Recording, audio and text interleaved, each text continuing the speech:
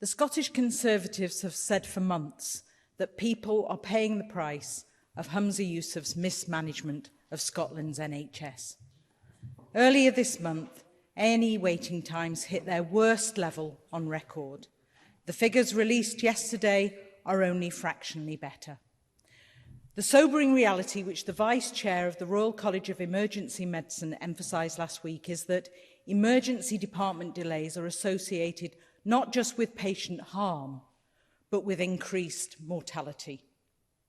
To put that into perspective, for the 3,400 patients across Scotland who spent more than 8 hours in A&E, a couple of weeks ago, 40 additional lives could be lost within a single month. Shocking.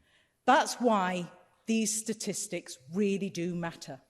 And let me be clear, the buck stops at Bute House. NHS staff, the length and breadth of Scotland, have worked tirelessly to treat their patients in recent years, often at the expense of their own well-being. Presiding Officer, in July this year, almost a year after the NHS Recovery Plan was unveiled, 1 in every 25 patients waited more than 12 hours to be seen in A&E departments across Scotland. It was the worst month since records began.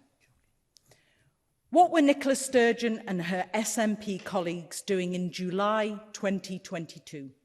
They were refreshing the case for separation with the launch of the SNP's second independence paper, a massive, massive distraction from our NHS's recovery, and hardly the sharp focus the First Minister pointed to during FMQs last week. In August, Edinburgh Royal Infirmary's A&E department was over capacity every single day, not just by a handful of patients, but dozens of them. That has implications for the safety of patients and staff. And yet, in August, Nicola Sturgeon appeared not once, not twice, but 5 times at Edinburgh's Fringe to hobnob with Hollywood actors and polish her PR. That tells you exactly where the First Minister's priorities lie. Presiding Officer, these appalling waits occurred during the summer months, well before the pressures of winter and colder weather piled onto our NHS. And in my own region, the Medical Director for Acute Services at Aberdeen Royal Infirmary said in August that, and I quote, "The system is not working because it's not fit for purpose.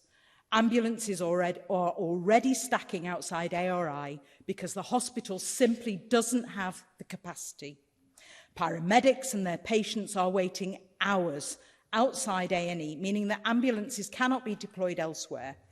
People in the North East are being told to present to ARI only if their condition is life-threatening." Figures published yesterday show that for the quarter ending in June 2022, NHS Grampian failed to meet both the 62-day standard and the 31-day standard for cancer waiting times. There are long waits for MRIs, colonoscopies, and access to psychological therapies. Meanwhile, Montrose's minor injuries unit has closed in Angus, our Boyne Community Hospital has been shut because of staffing shortages, Freakham Medical Centre has closed its doors because of lack of doctors, and primary care across the North East is under impossible pressures. Many NHS services are being centralised by stealth, with NHS 24 acting as the gatekeeper, with lengthy waits to speak to an operator. Quite simply, Presiding Officer, if you could please, no, the member must conclude. I'm nearly finished. I wish Humza Yousaf would listen to what people are telling him. Humza Yousaf's NHS Recovery Plan has not worked. Things have gone from bad to worse.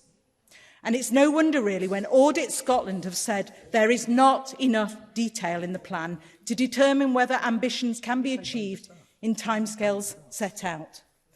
The Health Secretary will be appearing before MSPs in the Chamber next week to address these issues. I know he wants to mention now, but please listen, I'm nearly finished.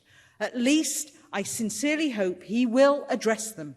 After months of excuses, this is an opportunity to rethink his failing recovery plan and tell frontline staff and the public what action he is going to take to reduce delayed discharge, increase the number of beds, improve workforce planning and focus on staff retention. And finally, Presiding Officer, everyone has had enough of SNP soundbites.